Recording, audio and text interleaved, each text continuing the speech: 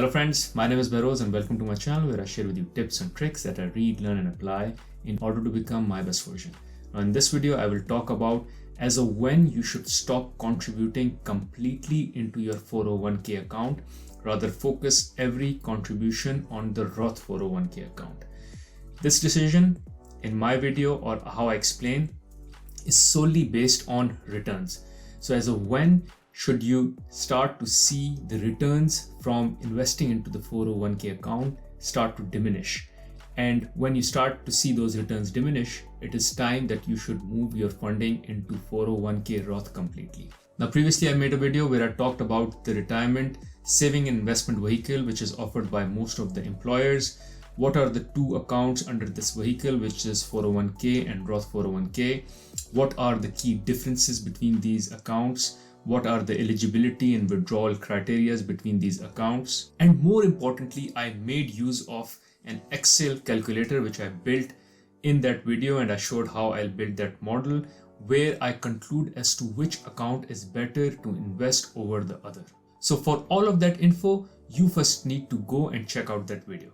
However, in this video, I will talk about as to how you should balance your contribution between the 401k account and the Roth 401k account, and as of when you should consider completely stopping all contribution to 401k account and moving all your focus and contribution into the Roth 401k account. Again, as I said, this analysis will be purely based on returns such that we maximize the returns that we can get from these contributions. So for this, let's dive into the Excel model.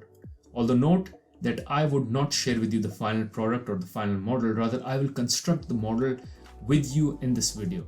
And the idea of doing that is for you to understand how I'm constructing that model so you understand the details. And secondly, if you desire, you can replicate the same model for your own numbers and for your own calculations. So you don't have to rely on the numbers that I'm using to come up with the final outcome or the final return. Rather, you make use of the model, see how I've constructed it for yourself with your own numbers, and then see what kind of returns you can expect by investing or changing the balance of the investment between the two accounts. Now, the reason it is important to run this model and run the numbers to understand your contribution balance between 401k and Roth 401k is because of the fact that 401k investments or contributions only make sense if the tax rate at which you are contributing is higher than the tax rate at which you withdraw.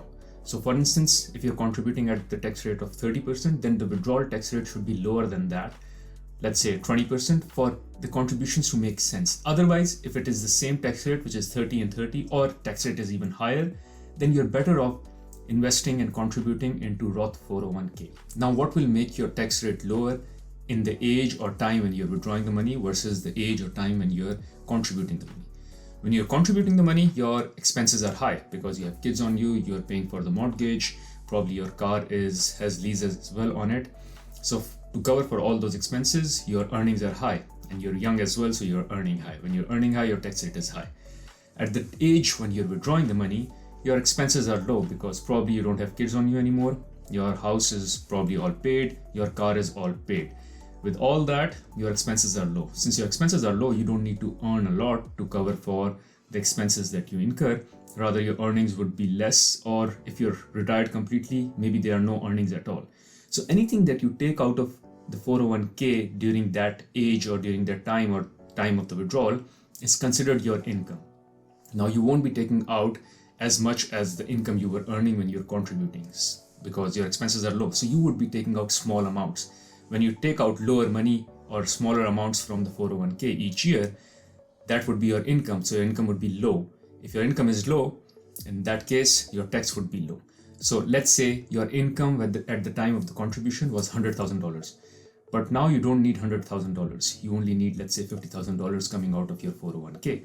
When you take out $50,000 from your 401k, you fall in a lower tax bracket versus when you were contributing, because at that time your income was $100,000.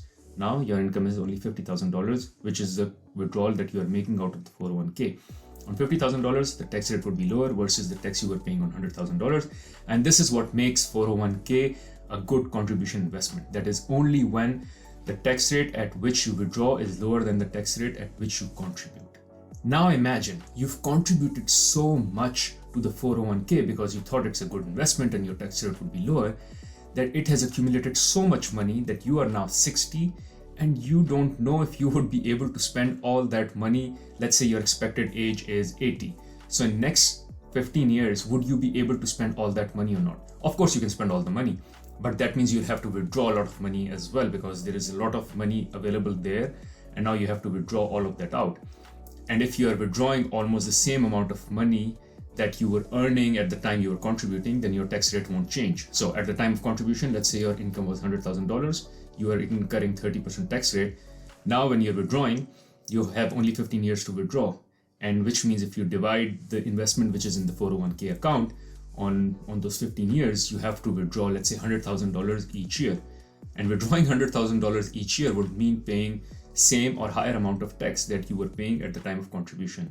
And boom, that's a bad investment now, because you would have been better off investing or contributing that money in Roth 401k. So the idea here is you need to make sure that you don't contribute to 401k to an extent where the money grows and becomes such a big amount that every time you take it out, you have to pay higher or almost same amount of taxes that you were paying at the time of contribution. So I will run a sample calculation for you using the Excel model to determine where and when we should decide that we need to stop investing in 401k.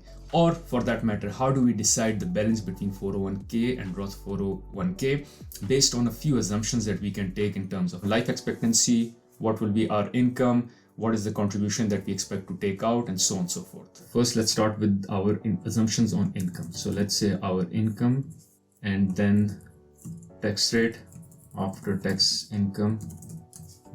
Here we consider it year 0. So years, age. So age is, let's say, 35. So we can keep it up to age 60. The withdrawal age is 59.5, but for simplicity's sake, let's keep it age 60, which is 25 years. Let's say our current income is $100,000 today, annual. And we expect it to grow at a rate of 5% every year. Or let's assume we expect it to grow up by 5% every year up to age 50, and after that it will be just flat. So probably we've taken a stop on our career, we're just working for another 10 years before we retire, so the income has kind of stopped. Yeah, because I live in Massachusetts, I'll use this income tax calculator for Massachusetts to determine the tax rate that I have if my income is $100,000, and here I get 27.7, so I'll use this number. Again, look the numbers for your state, and there might be some nuances here and there even between if you have the same state with regards to your tax. So it's best to see how much you are paying in taxes and then use that in this calculator. So if we use the tax of 27 after tax income, so after tax income would be, so this is our after tax income. Now let's determine what is the employer match. So let's assume the employer matches 6% when we contribute 6% to our retirement plan. And this 6% note will go all in tax deferred or pre-tax investments. So let's take 6% from the employer. So 6% from the employer on my income. So it will be on total income, which is $100,000, not on after tax income. So this is the amount that your employer will contribute in your retirement account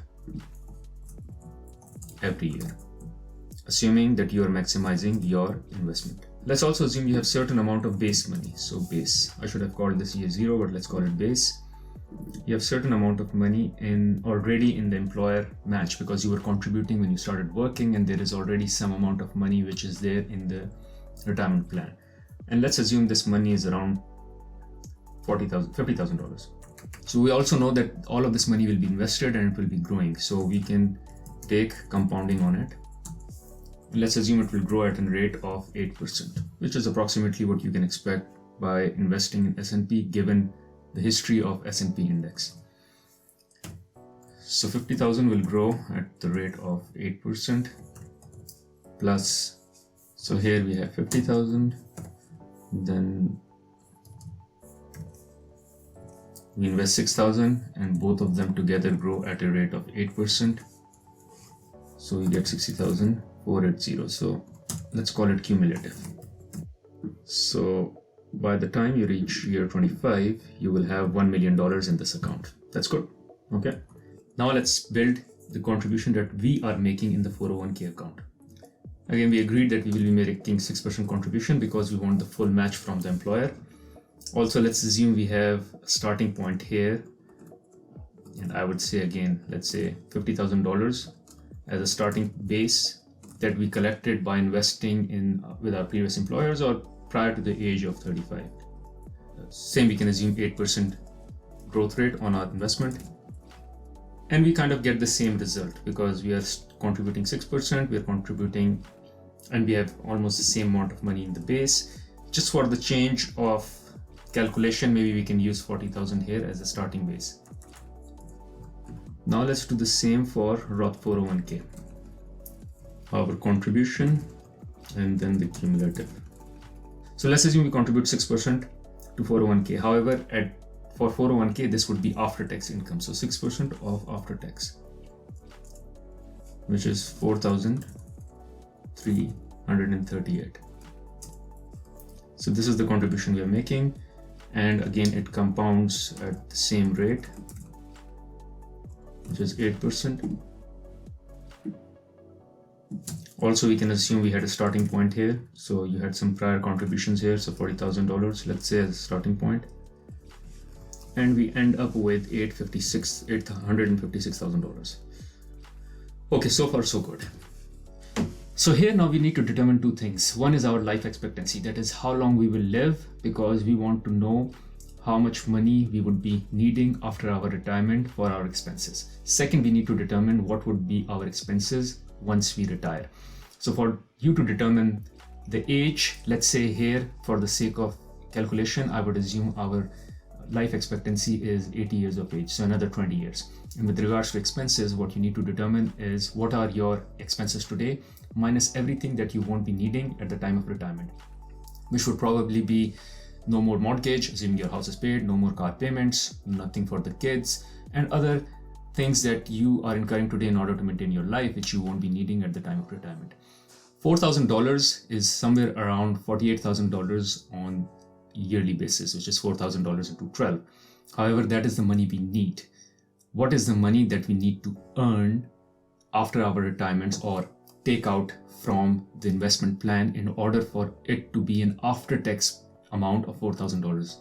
Because $4,000 is after-tax amount, while the amount that we have in our savings account is, especially in the 401k and the employer match, is all pre-tax. So we need to determine that tax rate. Secondly, we will first withdraw everything that we have from the employer match, then we'll withdraw everything that we have from the 401k, and then we will move to Roth 401k. This is how we will withdraw the money as we go into our retirement years. So let's start with the assumption of $4,000 and determine what would be the tax rate and how much money do we need to take out from our employer match and Roth 401k. So here we will plot withdrawals. So we need $4,000 of withdrawals pre-tax. So after tax would be $4,000 into 12, which is $48,000. Now let's see how much income do we need for it to become $48,000 after tax.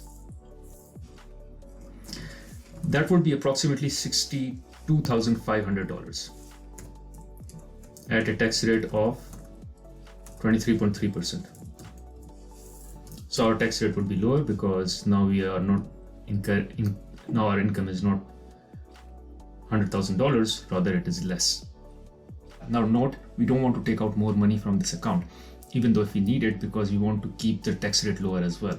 Now obviously you can take out another $1,000 here and there, but if you're taking the same amount of money that you contributed, which is $100,000, then you would be paying the same amount of tax. And we talked about it in my previous video as well and earlier in this video, that if you pay the same amount of tax at the time of withdrawal that you've paid at the time of contribution, then the return on 401k account is a bad return versus Roth 401k. You would have rather invested everything into Roth 401k and not 401k account.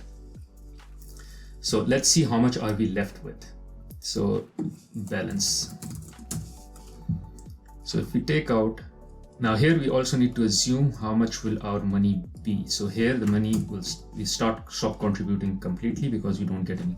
When our income becomes zero, when our income becomes zero, we don't contribute anything, and this is our money now. Rather, let's assume our life expectancy is 85 years just to be on the safe side, because what if I live 5 years more and I run out of all my money? So let's assume it's 85 years. So taking it towards slightly towards the higher side.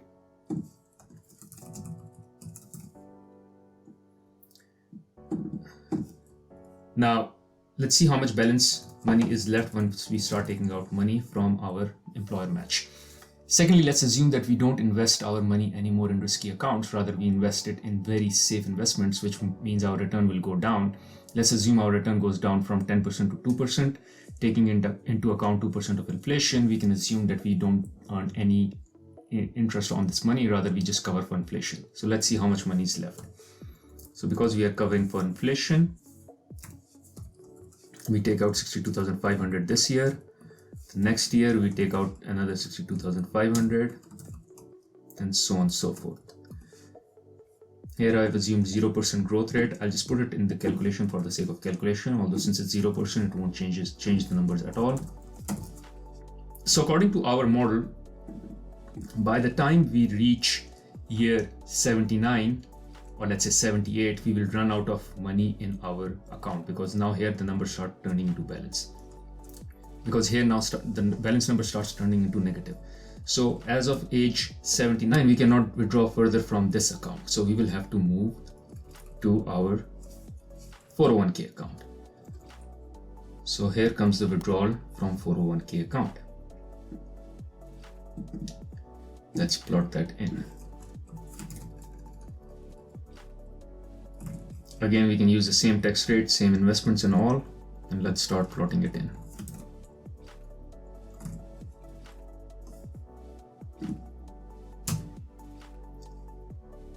So as of age